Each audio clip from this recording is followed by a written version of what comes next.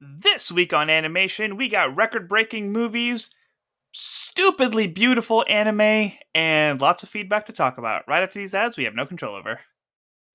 Sing along if you know the words. A 1, 2, 3, it's time for animation deliberation.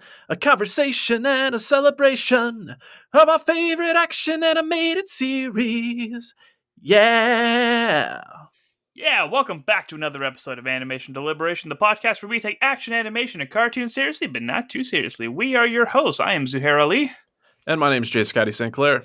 And despite all the content we've been covering, and all the shows we've been guesting on, and all the things we've been talking about, we have not lost our voices. There's plenty to talk about still, and we're here for it. How you doing, buddy? I'm good. I think this is my 6th podcast in a week, but like you said, I'm still here. I'm still excited. Still got my voice. I'm ready to go. How about you? Same. This is 5 for me with the request for one more. I'm just kind of like, oh, I don't know if I'm down for that yet. but we don't turn down our own show. Of course not. Of course not. All right. So one of the things that we've talked about a lot on our show and over other shows is the hype that is Spider-Verse. Wait, no, Spider-Man Across the Spider-Verse. Excuse me. What more do we have to say about it?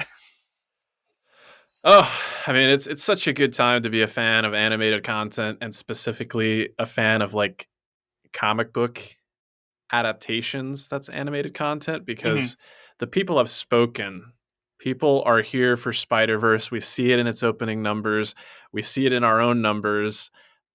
So the fervor is there, and I'm still riding that high. So we still have a few more things to say about it.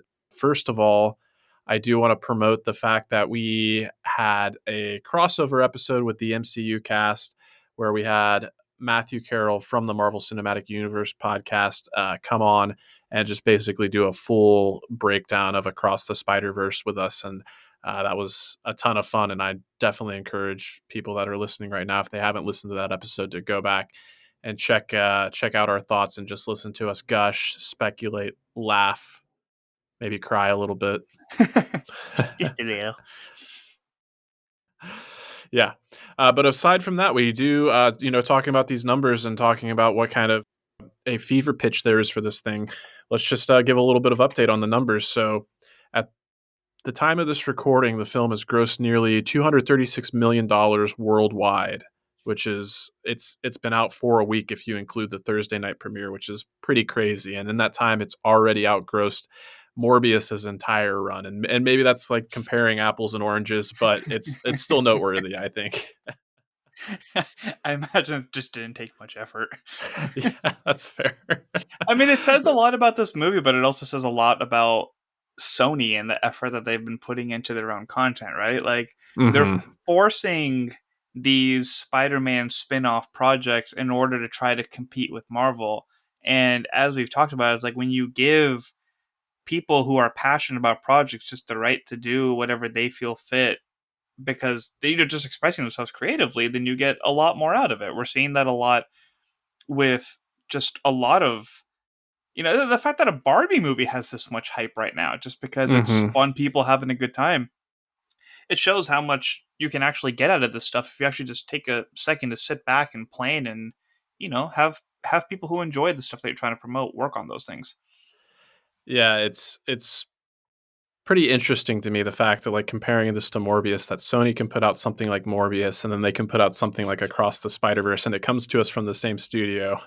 And I do think about, like, the fact that this movie has already outgrossed Morbius's entire run.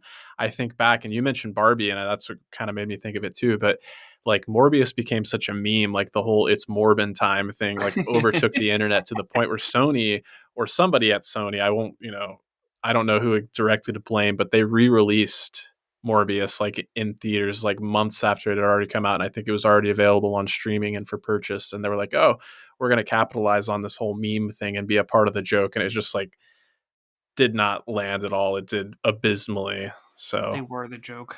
yeah, pretty much. But in addition to the great numbers it's already pulled in, as far as the opening goes, it is the largest increase ever for an opening weekend between the first two films of a comic book franchise, and that's with a whopping 240% increase over Into the Spider-Verse's opening weekend.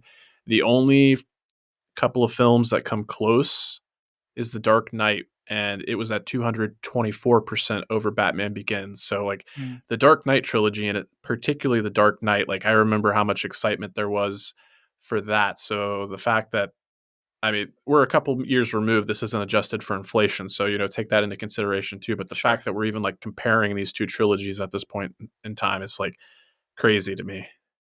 And with how much heat animated content gets, the fact that we're comparing an animated film to one of the most popular live action films is pretty wild. Yeah, definitely, definitely. And just to plug that episode of Multiverse News that we appeared on earlier this week, Animation Deliberation was represented strongly on Multiverse News this week with myself and Zuhair being present. But I mentioned how this was the third best opening weekend for any Spider-Man franchise.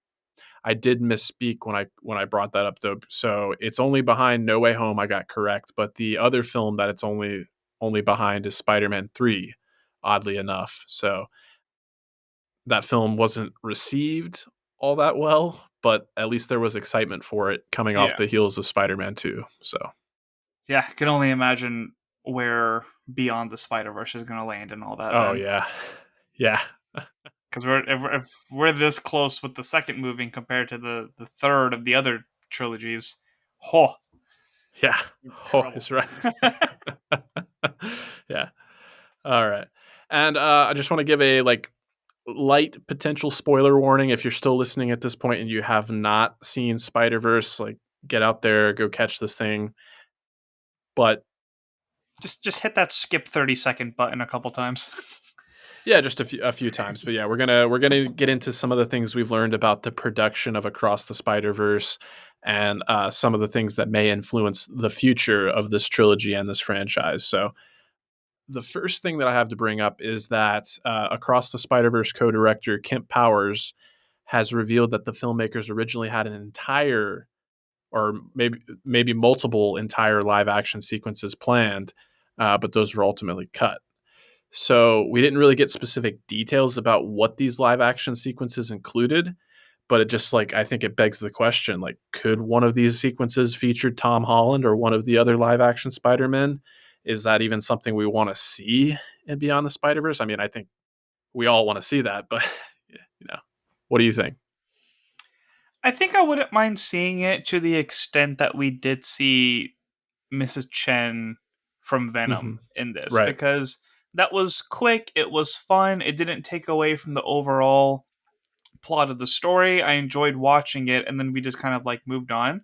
Mm-hmm. And we even had those moments where we did see Tobey Maguire and Andrew Garfield. It's like, oh my god, it's a scene from the movie, like we know that. So to be Right. able to see like some level of interaction, whether it be like cutting through universes, like we did with Lego a little bit, like Mm-hmm. there's ways that it could be fun and not take too much away.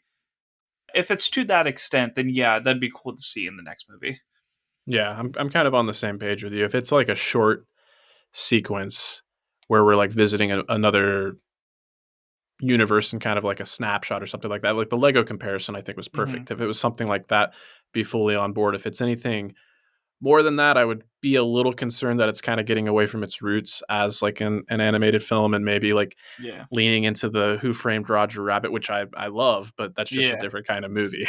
Yeah. Yeah, and like we've put so much time and effort into building up the characters that we have in this movie in such a Hmm. beautiful way that I wouldn't want them to lose all of that for a trope of seeing somebody who's had their time in their movies.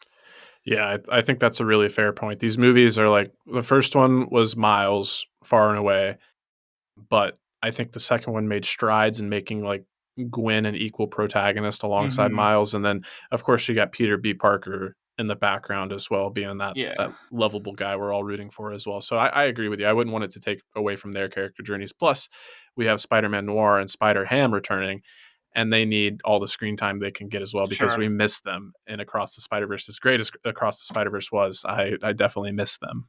So Yeah. I wouldn't mind our three Spider-Man coming in animated form though. Like if they just really had yeah, distinct voices for but same, I don't want it to take away too much, but it would be cool to see them in some capacity.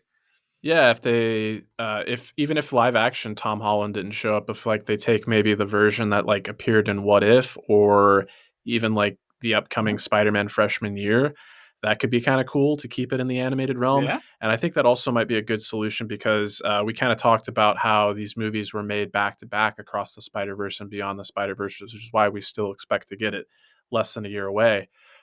But if that kind of cameo was something that would, and this kind of speaks to the next story we're going to talk about here in a second, but if a cameo with a live action Tom Holland was something that kind of happened at the last minute, something I read here recently that kind of concerns me as far as that goes. It doesn't concern me too much because I'm very much a proponent of like not letting my wishes and desires like become my expectations and then impact my enjoyment of what they actually deliver. But I guess Tom Holland has gone on record saying he's going to take like a year off of acting after the last TV show he did. I guess it took like a real toll on him emotionally. So Hmm. might be a loophole to get him in some animated form. Yeah, that's not the first time he's brought up comments like that before too. Like part there was another report like a while ago. I think it was after they finished the MCU movie for him. Uh, Along the lines of him wanting to like settle down for a little bit, Sure, like start building a family and do this and that. sure. Which a lot of people were like, Zendaya, is there something you want to tell us? And then that meant like, is she slowing down? So Hmm. yeah, I think he may be a little fatigued right now. So I mean, if he decides to join the animated realm, like we will welcome him with open arms. But at the same time, like they're humans too. So I guess whatever they need to do to kind of like decompress and come back with the best content that they can provide. For sure, 100% support that. But yeah, the little other tidbit that I teased is like speaking of live action cameos, the co-director Kent Powers also explained to us that the Donald Glover, Aaron Davis as the Prowler cameo that didn't come to fruition until like the 11th hour, and they actually had a version of this film that was featured in audience preview screenings where they had a cardboard cutout of Glover instead of him actually like being there in live action and interacting. So I just thought that was interesting and funny, and made me appreciate the fact that we actually got that. Like Yeah. it wasn't a big like character or story moment, but it was one of those like Easter eggs and cameos that was just like a cheer out loud in the theater kind of Yeah. moment. Yeah, that's definitely been a loose thread for a while that people have been wanting to see on screen, especially with how wonderful of an actor he is. So Hmm. while I still do want to see him more of him like in that live action realm, I'm very happy with what we got of him and was very happy that they were able to make that work. Yeah, me too. Me too. All right, and the last thing I've got as far as Spider Verse goes is we were just kind of talking about Tom Holland and maybe some of the fatigue he's been experiencing, but there's been this whole notion of superhero fatigue, and I think the success of Spider Verse combined with the strong numbers we've seen from Guardians of the Galaxy Volume 3 just further cements the fact that superhero fatigue is not necessarily like a real thing. Hmm. And the producers of the Spider-Verse movies had some comments on that, and they basically kind of gave a warning in this interview they had with Variety where they said like moviegoers aren't going to be sustained on Easter eggs and multiverse stakes alone. Like you have to have character and Hmm.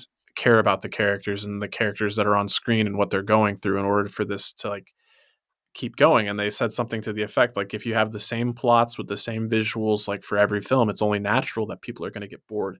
And they kind of went on record like really praising James Gunn for the way that he has kept the genre alive and fresh with like not just the Guardian films but the Suicide Squad film that he did. And I think that just bodes really well. James Gunn and Lord and Miller are creators that I really like, and the fact that like between DC and Spider Man, it seems like both of these like properties are in pretty good hands. And we've long said in Feige we trust, but I don't want to be like a naysayer or anything like that. I've enjoyed Phase 4 and Phase 5, but maybe Feige could take a page out of Lord and Miller and Gunn's book. Yeah. Yeah. As longtime fans of anime, like we're used to good story building and good, well, storytelling and universe building. because we've seen shows that have gone, over 10 to 15 years and maintaining the environments that they've built. So the bar is pretty high. In regards, I mean, we see like DC live action struggle with it. We Yeah. see the difficulties that the animated realm has. Like the animated universe was great, but everything coming out straight to Blu-ray didn't get the attention. Young Justice does a fantastic job, but they keep getting, canned for silly political reasons, like political studio wise reasons. So there's long Mm-hmm. gaps. It's hard to maintain consistency. And while Marvel did have a phenomenal run with the Infinity Saga, not only is the action part of it a little cookie cuttery, but they've tried to explore different genres at the same time. So Mm-hmm. it's not like we're putting a special twist on the action and then trying out new genres. It's a matter of like they've already established that they're doing something that not everyone's going to be on board with right away, adding a horror element, adding a sitcom element, adding Sure. this XYZ. So they tried too many things at once and didn't change the things that needed a little bit of spice. So I don't doubt their ability to correct this. And obviously Guardians of the Galaxy, the way that it was received speaks highly that there is potential of them getting back on track. But it all comes down to being open with like what you want to do with these titles. Yeah, and a lot of what you said there actually reminds me of something I brought up on Bingers Assemble. We've been covering the Tim Burton, Michael Keaton Batman movies in preparation for The Flash, but we just talked about Batman Returns, and like one of the things I said is like Tim Burton was such an auteur. Like he took big swings, and yeah, it's not for everybody, and maybe it has like kind of this weird off kilter tone. But I found myself saying I almost wish this is something that filmmakers would do nowadays instead of trying to appease as many people as they can. Just make movies that take these big swings and stylistic choices. And I think like everything you brought up, yeah, Multiverse of Madness incorporated these horror elements to great effect, and like let Sam Raimi do his thing. I love that movie, but I wanted more of that. Like with the multiverse concept, I wanted it to go more balls to the wall and not play it as safe. Mm-hmm. Like, and then Moon Knight was like my favorite parts of Moon Knight were when it really embraced like the kind of more drama aspects, and I found myself a little disappointed that the final episode was like two giant Egyptian kaijus fighting each other. Like, go back to the character development and the fact that this guy has multiple personalities and whatnot. I wanted more time with that, and then yeah, and I think that's where like with Miss Marvel and She-Hulk, those were some of the more polarizing entries, but I think they really did embrace that where like She-Hulk especially with like the meta humor and whatnot, and like really not being afraid to like poke at itself and like even call out like Kevin Feige as like this algorithmic robot and Mm-hmm. whatnot. Like I loved all that stuff. Like I thought it was a great time, but it got a fair amount of backlash. And then Miss Marvel, yeah, just the fact that it was like this coming of age and like did so much to embrace culture and just like have this young protagonist that was so enthusiastic about being a hero. Like I those landed really well for me, and I think those were some of the strongest entries. Yeah. Yeah, Shang-Chi and Miss Marvel were definitely the highlights. Moon Knight, I love what they were doing conceptually, but again, like it's amazing how much these movies have had great dialogue, but haven't been able to like land their final episodes. If that Yeah. makes like they try to go too big and they're not understanding that like not everything has to be Infinity War big anymore. Like we can Hmm. come back to these smaller stories. Oh yeah. Yeah. Was not expecting to have that kind of I know, right? tangent on an examination of the superhero genre, but that's what you get here sometimes. So I mean, we're not shy of any superhero content coming out anytime soon. Like we have Flash, yeah. Invincible season 2 is still rumored to come out at the end of the year. Woohoo! Who knows when The Boys is going to come out again? Like Yeah, it's just that we have high expectations for stuff upcoming. definitely. Okay, well, I think that's going to do it for our Spider Verse news segment there. So I will let Yeah. you take the reins as we talk about some different animated properties and their news. Yeah, it's no secret that I absolutely love talking about anime, and there's a lot of cool stuff that's coming out that we're excited about. And as you guys know, we've been doing Demon Slayer coverage every day for the last 8-9 weeks now. Every day. Every week for the last 9 weeks. I talk about it in my head every day. I'll preach to anybody that wants to listen every day, but we've been officially recording for the last 9 weeks. So I was very excited to hear that the next season is already in production. Nice. And one of my favorite things about Ufotable, I think is how you say it, whether it's Ufotable or UFO Table, however you say it. Right. One of my favorite things about Ufotable that the Attack on Titan people could take a couple pages out of is their ability to communicate with us and stay on a schedule and let us know what's Sure. happening and when it's happening and be consistency with their delivery and products. So it's no secret that, all right, around this time frame, they're wrapping up a season. We're going to get a new one probably in the fall time or towards the end of the year. And Lord knows I'm very excited for it. Maybe they'll figure out what they need to do to put some of this beautiful stuff in the theaters and actually keep the pacing nice, because I'll happily Sure. watch all this stuff in the theaters, especially those wooden dragons. Ooh. Yeah, But the other exciting news is that we only, at the time of this recording, we have 2 episodes of Demon Slayer left, and the last episode is going to be 1 hour long. I am so excited about that. We were talking about on this week's episode about how there's a lot to wrap up if we still have more backstories to cover. So if there's a lot of action to hit and transitionary stuff into the next season, I think an hour is going to be perfect to cover all that stuff up.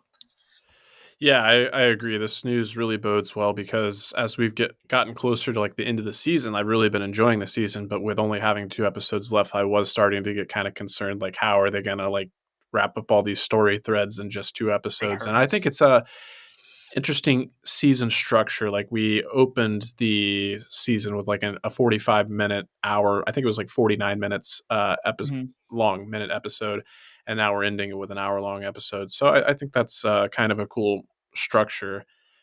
And then yeah, I'm right there with you in terms of knowing that season 4 is already in production. Like, that's great. Like, we don't have to languish wondering when we're gonna get more of this like we do with Attack on Titan. So Yeah. good on you, Ufotable is how I'm gonna choose to say it. Yeah. Moving on into the anime realm, for Jujutsu Kaisen, we got a new trailer. It has the new opening theme song, which is a banger. Everything about it visually looks stunning, like in all of its map of glory.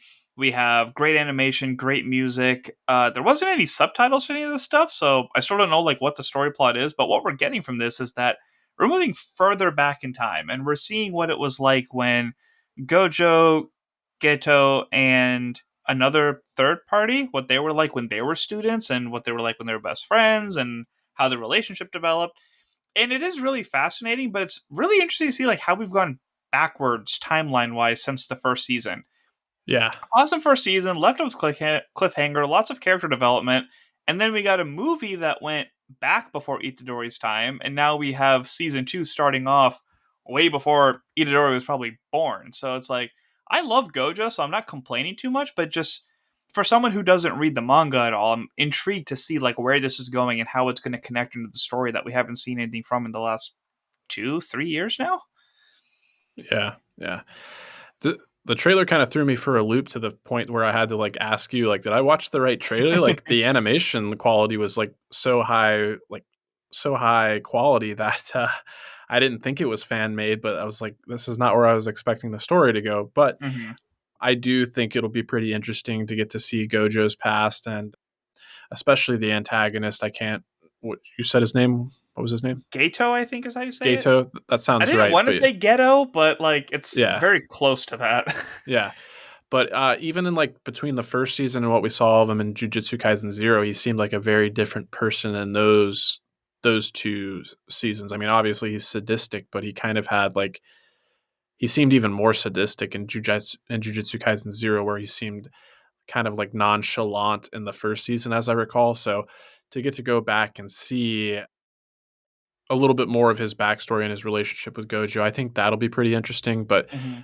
if this is all we're getting this season, it does make me kind of worry about like the momentum and my ability to retain everything that was going on with our 3 Yeah. protagonists. Like, am I going to have to go back and watch that first season like before the third season finally comes out? Yeah. It's anticipated to have 24 episodes we're going to be getting the season on July 6th. So if it's that long, like that's a long time to cover those stories that far back in time. I Yeah. would like if it's maybe a 6 episode arc if it's a big enough Oh, story, something that's very that'd be like cool. foundational building, and then just go back into the issues at hand. Yeah. I think that seems reasonable. Yeah. So if you guys are excited for Jujutsu Kaisen, we would love to hear your thoughts on how this backward timeline is going for you. Wrapping up anime news, we have Studio Ghibli announced that Miyazaki's final film, How Do You Live, will not release a trailer or any promotional marketing material. I absolutely love this. I think it's underrated, the joy of just hitting play on a movie and not knowing what's going to happen, really, even if it's a crappy Yeah. one. But if it is a good one, like Your Name was, for me, which I just knew the name of it, someone was like, "Hey, you should watch this before you watch Suzume." I was like, "All right, that's all I need to know." Hit play, Right. absolutely loved it. Palm Springs was another one that I was like, "Oh, the guy from Lonely Island, isn't it? Andy Samberg." Right. Yeah, let me just hit play. I don't need to know any more about this. That was a movie that's kind of like, what did I just watch? This movie just blew my mind. Right. So I think it's highly underrated, being able to watch a movie without needing to know anything about it. And I'm excited that they have a name that they're confident enough that they could do something like this, and it would probably still be a success. Yeah, I agree. Some of my best movie experiences is when I've just gone in kind of blinded and know anything about it, and it makes me think like back in the day. Not that like we're that old; we're in our 30s, but Hmm. there was a time where the internet wasn't as predominant as it is now, and like Yeah. if a trailer came out back like a few years ago, you didn't really have a way to watch it anymore, and like chances were you just stumbled across a movie and didn't know anything about it except for what you read on the back of the VHS cassette or maybe the DVD. Hmm. But I am kind of curious, like they're not going to release a trailer or any marketing material for the upcoming release, which it releases July 14th in Japan, and it doesn't have an international release date yet. So I'm wondering, will they stick with that when it comes time for it to come overseas to us here in the Hmm. United States, or will they eventually kind of like give in and want to have a trailer for international audiences? But yeah, I won't go into detail about what it is, what it's about, because there's no trailer or promotional materials. But it is based on a book called How Do You Live, which came out in like the 1930s and was written by a Japanese author. But Miyazaki, it's not the first time that one of his films has been like a loose adaptation of pre-existing source material. Like even Howl's Moving Castle was actually based on a European book from like Hmm. a few years back or so. I want to say it was maybe written in the 60s or something like that. But he usually veers pretty far from the source material and just uses it as a very loose inspiration. So, yeah, the fact that it's Miyazaki's final film, I think that alone gives a lot of interest and will drive a lot of people to go see it. And Studio Ghibli is just a household name, and they are known for their quality. That not many studios could get away with this kind of thing, but I think this pairing, Ghibli and Miyazaki, if anybody's going to do it, I'm glad it's them. And Yeah. if the experiment pays off well, maybe more studios will be willing to do it. Sure. I could, based off what you were saying in regards to international audience, I could see just a black poster coming out on Instagram where it just says Studio Ghibli presents How Do You Live, and then it's just a date. Sure, that'd be cool. That would be pretty cool. Yeah, I think we have enough of the following because, like, even when you go to AMC's, like every year, there's like the Fathom events of just Miyazaki films and which ones are coming out on which day. Every year, without fail, I see it. So it's like if it has that much popularity that in Virginia Beach at the AMC, they're constantly putting it into theater. It wouldn't surprise me that it has huge numbers in the States, at least. yeah. I'm still kind of kicking myself that I missed the Spirited Away. They did like the live stage adaptation, and they Ooh, played that. I want to say they played that like in early May, maybe late April. darn. Spirited Maybe it'll come Away, back. the original version, will be coming out around October, I want to say. So, Nice. yeah. Okay. And our final piece of news is Teenage Mutant Ninja Turtles Mutant Mayhem released a new trailer.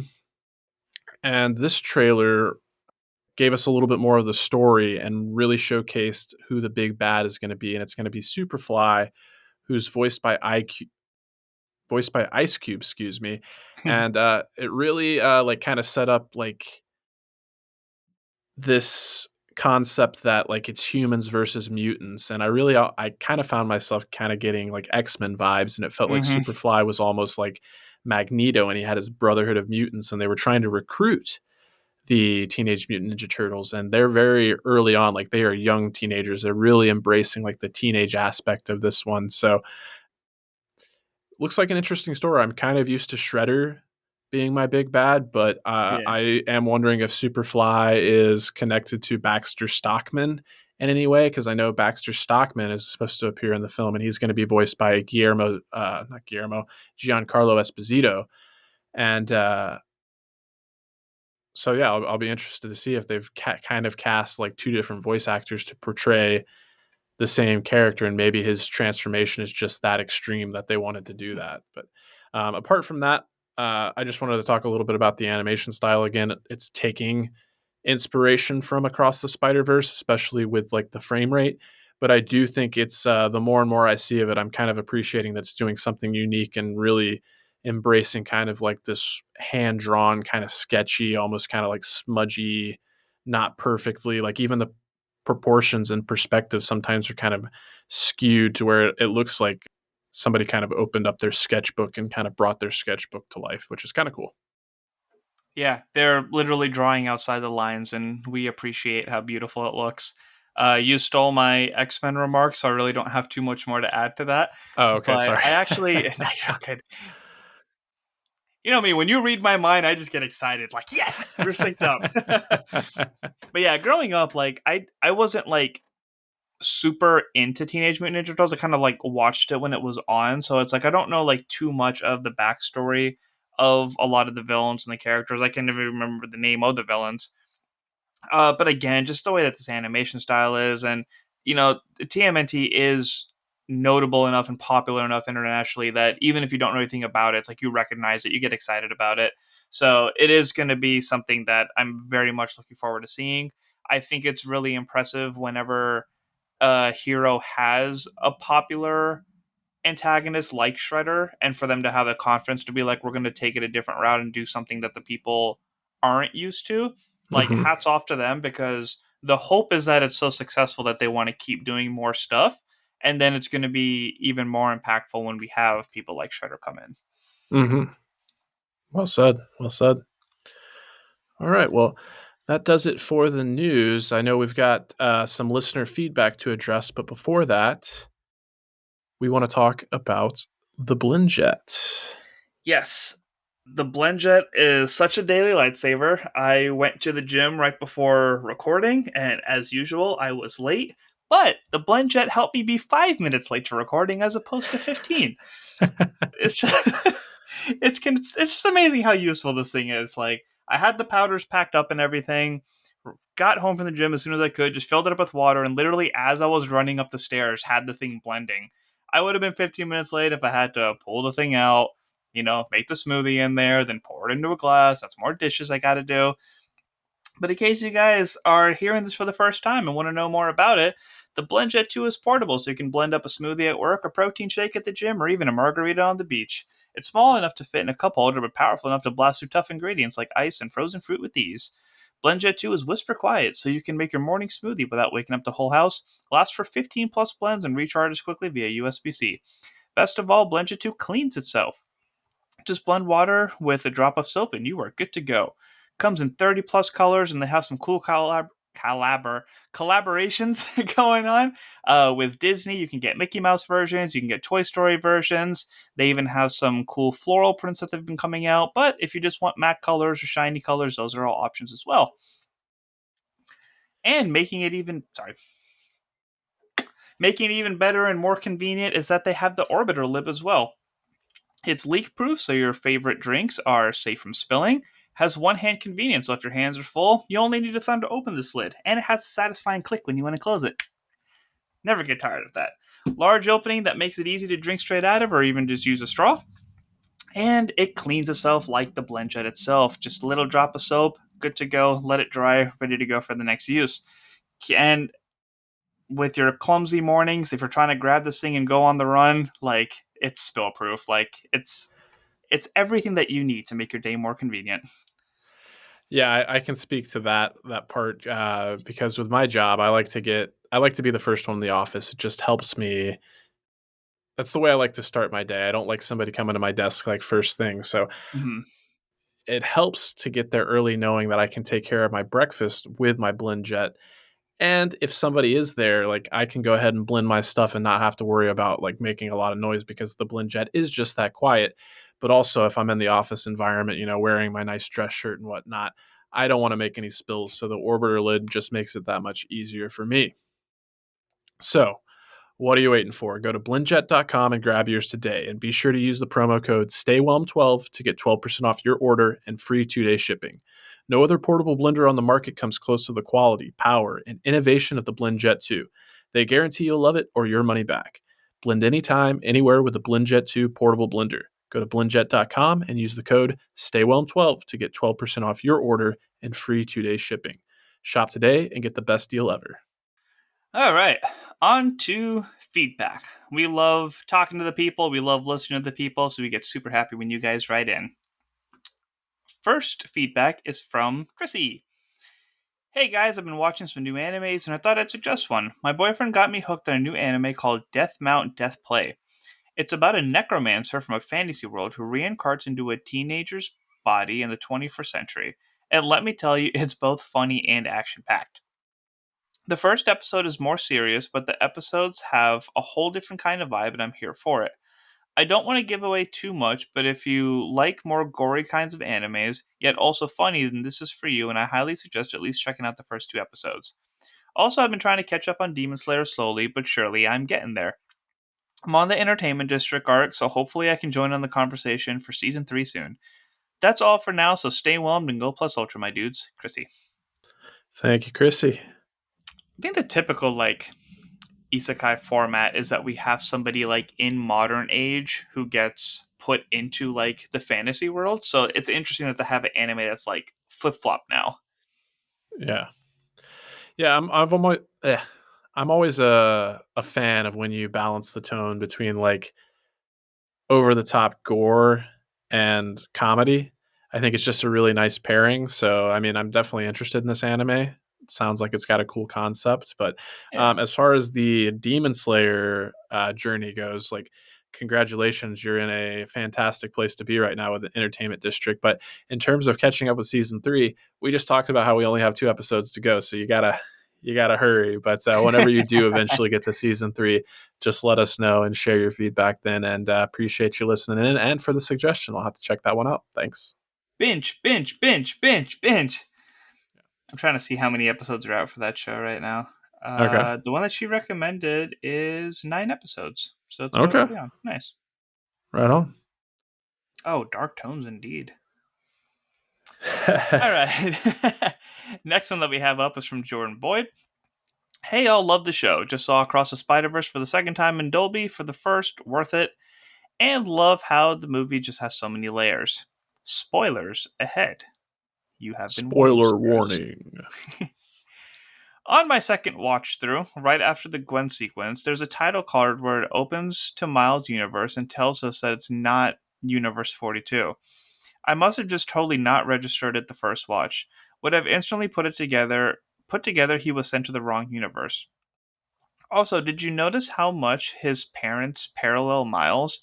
The scene where his dad hesitates to jump totally reminds me of the first movie when Miles is going to jump for the first time and changes buildings. Love the whole thing.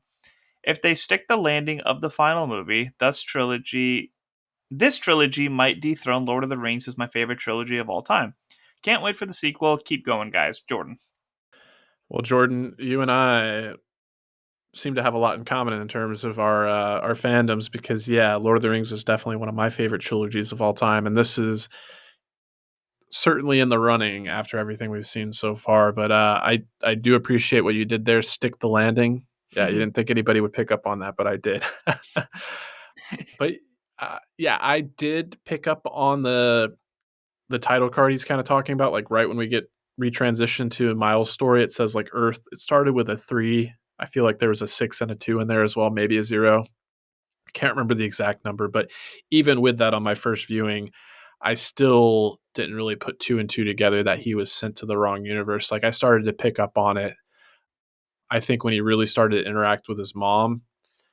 And I wasn't as quick as Andrew. If you listen to our coverage, Andrew was able to tell as soon as he saw some blueprints or something like that. But Oh yeah. it took me a little bit longer, but I definitely picked up on it before the rooftop exchange. I was, or even before his mom said she didn't know who Spider-Man was. Like I had figured it out before then. But then also, yeah, the call out there with his dad, like when Miles is fighting the spot in the ruins of like the collider at Alchemex.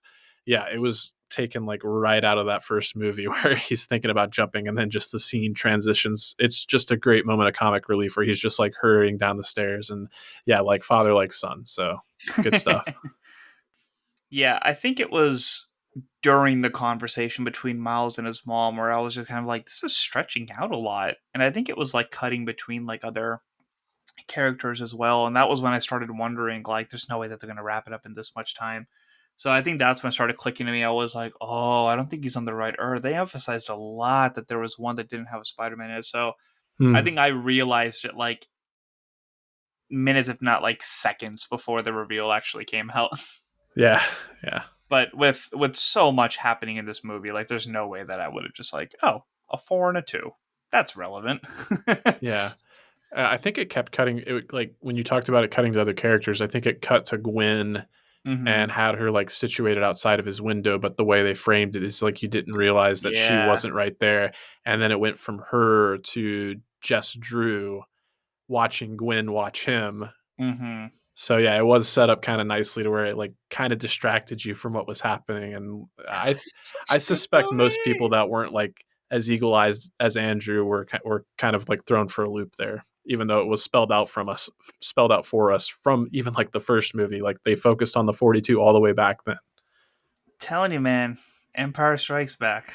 Because have you heard the thing where it's like Vader is father in German, so it's like his name has been father this whole time. Oh, I didn't know that. No, Oh, really? no.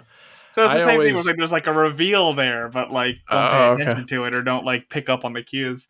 Okay. Okay. Interesting. Yeah. Yeah, I can't wait to watch it in theaters again. Yeah. Well, yeah, that's another part of his feedback there. He talked about seeing it in Dolby, and both times that I saw it in Dolby the first time, which was totally worth it. Then I saw it in IMAX the second time because I have AMC A list, and the nice thing is just you can go to any Nice. format, and it's still, you know, not free, but it's part of your paid plan there. And I Mm-hmm. was Get actually your like, I money's worth. decided, what's that? Get your money's worth. Yeah, yeah. Well, I decided pretty late on Sunday to go see it again, and I was like, okay, I want to get the best seats possible. And IMAX was filling up. Dolby was not. I was out of the question at that point. The Dolby Mm-hmm. theater was damn near full, so I was like, okay, do I want to see it in IMAX? That one's already getting pretty full too. Or I started looking at regular showings, and I was like, you know what? No, this movie is too beautiful. Like, I can't do it in the regular showing. Like, I have to do it in some kind of premium format. So Yeah. Sadly, we only have one Dolby theater and one IMAX theater here in Virginia yeah. Beach. So I was slacking on getting the tickets because I just had so much going on that I was happy that I was able to get IMAX and all my friends were able to sit in the same row. But now it's not. I was just checking; it's not even an option for Dolby anymore. So missed Oh, out on that. Maybe if I go to DC or something and they have it over there, I'll give it a try. But definitely didn't miss out on anything on IMAX. But it's Dolby something else. do you ever go to the AMC in Hampton, Virginia? Mm-mm. Okay. I guess I could look at that one too. Yeah. I went to that one a couple of times when I was living in that area. I saw Inglorious Bastards there. Oh, they do have two over there. Yeah. Do I want to deal with tunnel traffic? Oh yeah, the Chesapeake Bay Bridge Tunnel. I do not miss that traffic. They're expanding it now too. So imagine Ooh, construction on the water at all times. yikes. Yeah. Yeah, it's been fun. Whenever I have to go to Richmond, I'm just like, how badly do I need to go? All right. All right, so that's it for all the feedback. Now, just a quick moment to tell you guys about things that we're watching. One of my friends talked me into starting the show. excuse my pronunciation, Tengoku Daimakyo. It's also known as Heavenly Delusion. I believe that's what the manga goes by. But this is, interestingly enough, a show that's been backed by Disney. Hmm. So Disney has supported it and backed it, and it's actually exclusive on Hulu because of that. And internationally, you can find it on Disney Plus. It has a 15 plus rating, age wise, and it is very dark and gory, so I understand why. I like to think it's a mix of Attack on Titan and Last of Us, Okay. because there's stuff going on within the walls, and then you get to see what's like in the outside world as well. So there's the Okay. sheltered people, and then the people who are like dealing with this post-apocalyptic world. And Interesting. every episode there's something where that just blows my mind of, oh crap, I did not see that coming, what the hell did I just watch? And it's very intriguing. I think it's like 5 episodes in right now, weekly Hmm. release. If you guys are looking for something intense to watch, I heavily recommend Heavenly Delusion. Duly noted. Duly noted. Oh, okay. As for me, I am currently an episode behind on Unicorn Warriors Eternal. I think the 5th episode is out now, but the last one I watched was the 4th one. And all I'll say is just kind of as a quick recap, like I am enjoying the story kind of more and more. Like the first few episodes just kind of set things up. The 3rd episode kind of gave me more ideas about what the motivations are going to be rather. And now it seems like we're starting to, like, one of the concepts of this show is like these are warriors that are like destined to like battle these evil forces throughout eternity. So they've been reincarnated like multiple times throughout millennia. But the part about the reincarnation is like they're not born again. Like they basically inhabit like new hosts. Like they kind of take over these people that are just living their lives and they become like these new versions of them. So it makes it a little more iffy in that way. Like, are they really heroes? Like they're taking these people's lives away from them, and you Yeah. get a little bit of pushback from the person that they formerly were, and it's kind of like these two people fighting over the same body. But in episode 4 we got to go back and look at one character in particular and get to see like the origin of the original warrior through the lens of like this person that they've inhabited. So it was pretty interesting stuff and just continues to be beautifully animated and does a nice job between striking a balance between really great action and just really goofy humor. So I'm still Yeah. enjoying it. But I did start watching Clone High. It's funny that I said it like Clone High because I sounded like JFK there, and JFK is one of the characters on Clone High, and this comes to us from Lord and Miller, who we talked about earlier with Spider-Verse. But I guess they had this series back in 2003. I'd always heard a lot about it, but I'd never seen it. But it recently got a revival on Max. So I think I've seen like the first 3 or 4 episodes of the revival, and then I guess Max like did an update as I was watching, because when I went to go watch the next episode, I saw I was able to watch the original run from 2003. So I'm going to go back and check that out now because it's only got the 2 seasons, but it's great. The closest thing I can describe it to in terms of tone is probably like the Harley Quinn animated series. It's very like adult, but it's basically spoofing like those high school dramas like Dawson's Creek and Beverly Hills 90210, but it's a high school full of clones of like Abraham Lincoln, Cleopatra, Joan of Arc, and JFK. And Chris Miller actually does the voice of JFK. And he just does a great job, and it's pretty funny. So I recommend it.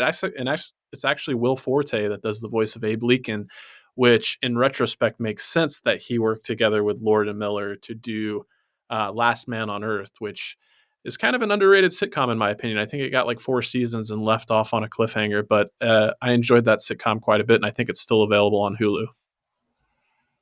So you got Joan of Arc, Harriet Tubman, and Confucius. Yes, Frida Kahlo as well. And then they have Sometimes I'm looking at like the cover image, and I'm just kind of like, okay, interesting character designs. And like as you're saying yeah, these names, I'm looking at, it, I was like, oh god, I see it all. yeah. And they've got Christopher Columbus, but he goes by Topher Bus because he doesn't want to be associated with Christopher Columbus anymore since he was canceled. Okay, I guess this is him on the right with the curly hair. Yeah. Oh god, that sounds entertaining. Yeah, it's pretty funny. Yeah, I was about to say, like, when did Lord and Miller have time to do something else? But if it's something that's like been revived, I guess that makes a little more sense. Mm-hmm. In regards to Unicorn Warriors Eternal. I think I texted you when I watched the first episode, and I was very intrigued with the character design, but I was confused what was going on. I just haven't been able to watch more than that yet, but it definitely did gauge my interest off of that one, especially the future robot that was like recruiting everybody. Oh yeah, Copernicus. You giving a little more of the background, like wants me to talk about one of those possessed stories because that was the one that really intrigued me. But we will save that. We will save that for a full coverage because Okay, sounds good. I do want to get into it a little bit. Yeah, I'm looking forward to it. All right, so that'll do it for this week in animation. Anything you want to let the people know about Zuhair? I will be. Animation Deliberation is collaborating with 323 with Reed Murphy. We're going to be at AwesomeCon in DC on June 16th around 6 o'clock. We'll be on a panel doing a nerdy family feud. So it'll be the audience versus us on stage.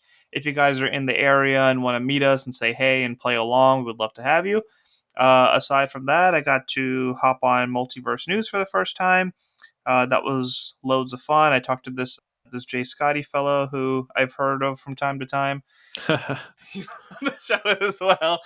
But it's always a great show with all of our Stranded Panda hosts and then other friends of the shows as well. So be sure to subscribe to them as well. Yeah, as for me, like I said, if you like what you heard here, go back and check out that episode of Multiverse News. Animation Deliberation was represented very strongly, and it was a great time to talk about everything happening in the world of animation. And in addition to what we updated you with Spider-Verse, we got to talk about Mark Hamill actually talking about some comments about his original audition for the Joker for the Batman animated series.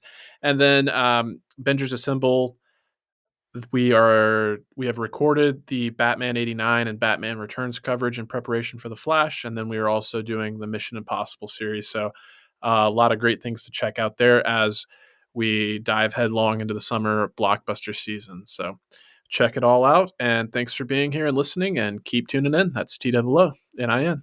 And as always, stay whelmed. Thank you for listening to the Animation Deliberation Podcast, a proud member of the Stranded Panda Network. If you would like to contact us, you can email animationdeliberationpodcast@gmail.com or follow us on Twitter @animationdelib1. For this and other great shows, you can visit strandedpanda.com or join the great community that is the Stranded Panda Chat Facebook group at facebook.com/groups/svchat. Tune in next time, and remember, stay whelmed.